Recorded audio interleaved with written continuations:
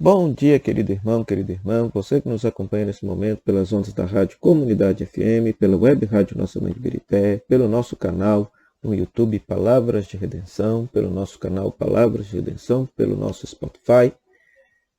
Sou o Padre Frei Inácio José, pároco da paróquia de Nossa Senhora das Mercês, Arquidiocese de Belo Horizonte. Seja bem-vindo ao nosso programa O Pão da Palavra, no qual nós meditamos a Palavra de Deus este domingo. Nós estamos celebrando o 15º domingo do tempo comum.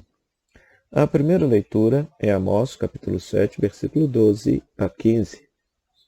Neste texto, nós temos o sacerdote Amazias tentando impedir o profeta Amós de exercer a profecia.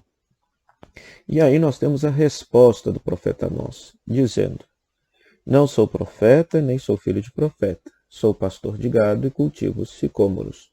O Senhor chamou-me quando eu tangi o rebanho, e o Senhor me disse: vai profetizar para Israel, meu povo. Ora, no Israel antigo, nós vamos ter duas classes de profetas. Nós vamos ter os profetas profissionais, aqueles profetas que trabalham na corte e que normalmente profetizam a favor das decisões do rei. Então seria uma religião cooptada pelo Estado, uma religião puxa-saquista do Estado, uma religião que bajula o Estado. Vale a pena também lembrar que na Antiguidade, muitas vezes, a religião está a serviço da política, a religião está a serviço do Estado.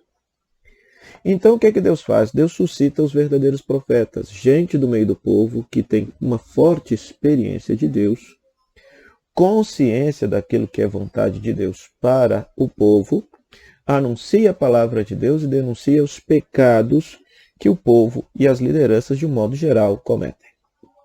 Assim era o profeta Amós, que era um homem do campo, alguém que cuidava do seu rebanho, cultivava lá suas plantas, e que de repente faz uma intensa experiência de Deus, é chamado por Deus para profetizar para o povo de Israel. Para o povo de Israel. Hoje em dia é necessário a gente ter muito discernimento acerca desses ditos profetas dos tempos atuais. Por quê?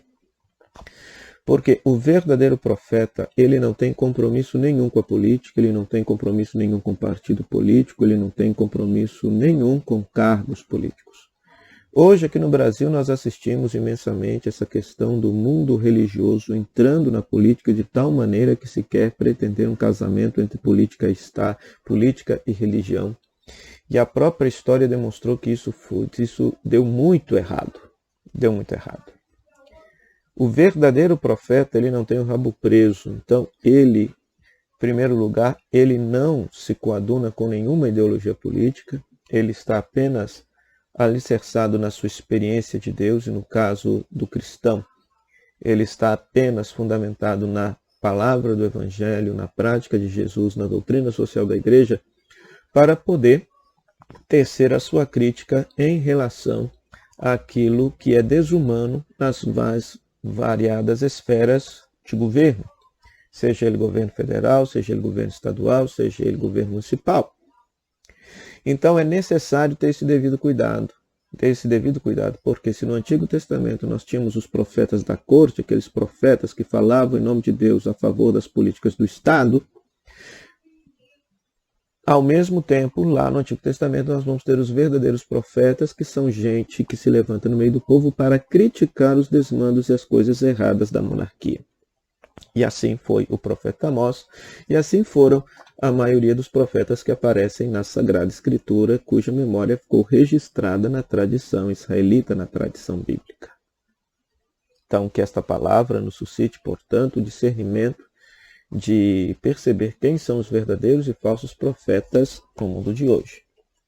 Já a segunda leitura, Efésios capítulo 1, versículo 3 a 14, temos um hino belíssimo, que, segundo a tradição, se diz que foi Paulo que escreveu essa carta. Os estudiosos não têm lá muita certeza em relação a isso. Mas veja, ele louva e bendiz a Deus porque Deus nos escolheu em Cristo antes da fundação do mundo para que a gente fosse santo e irrepreensível sob o seu olhar no amor. Ele nos predestinou a sermos seus filhos adotivos por intermédio de Jesus Cristo. Tem uma imagem bonita do ser humano, que Deus nos escolheu para sermos como seus filhos, para sermos seus filhos adotivos, que Deus nos escolheu e nos cumulou de sua graça antes da fundação do mundo. Ora, normalmente a gente pensa de uma forma negativa, pensamos que o ser humano está marcado pelo pecado original, marcado por uma desordem. Isso, de fato, a gente constata que nós não estamos íntegros na nossa vida, mas que nós muitas vezes estamos desintegrados, nós estamos desestruturados, parece que há algo errado em nós. O que a tradição cristã chama de pecado original. Entretanto, a Bíblia fala que nós temos uma marca anterior a essa, que nós fomos predestinados pela graça para sermos como Jesus, que fomos feitos à imagem e semelhança de Jesus. Então isso é muito lindo, isso é muito belo. Que essa segunda leitura, portanto, nos ajude a identificar a nossa real identidade enquanto seres humanos. Esse texto carrega uma antropologia teológica belíssima. Fomos criados à imagem e semelhança de Deus, criados à imagem e semelhança de Jesus e fomos marcados antes do pecado, antes da desordem. Nós fomos marcados pela presença amorosa da graça de Deus em nossa vida. E depois no Evangelho, Marcos capítulo 6, versículos 7 a 13, Jesus envia os 12 apóstolos em missão, dando-lhes poder sobre os espíritos impuros. Então, e os discípulos faziam as mesmas coisas que Jesus fazia, expulsavam muitos demônios e curavam numerosos doentes, ungindo-os com óleo. Ora, hoje nós temos o Papa Francisco, que recorda que a nossa missão enquanto igreja é ser uma igreja em saída, uma igreja missionária. A missão não é um acessório do ser igreja. Pelo contrário, a missão é parte integrante de nós sermos igreja. Ou seja, constitui parte de nossa missão. Por isso, meu querido irmão, minha querida irmã, esse texto nos recorda a nossa vocação de sermos missionários. Uma vez que nós experimentamos a graça de Deus, o amor de Jesus em nossa vida, nós devemos comunicá-lo a todos aqueles que dele necessitarem. E além disso, qual é a missão do discípulo de Jesus? A missão do discípulo de Jesus é a mesma missão de Jesus. Aquilo que Jesus fazia, pregar a chegada do reino de Deus, cuidar dos doentes e expulsar o mal presente no mundo, é esta a mesma missão que o discípulo missionário de Jesus deve fazer.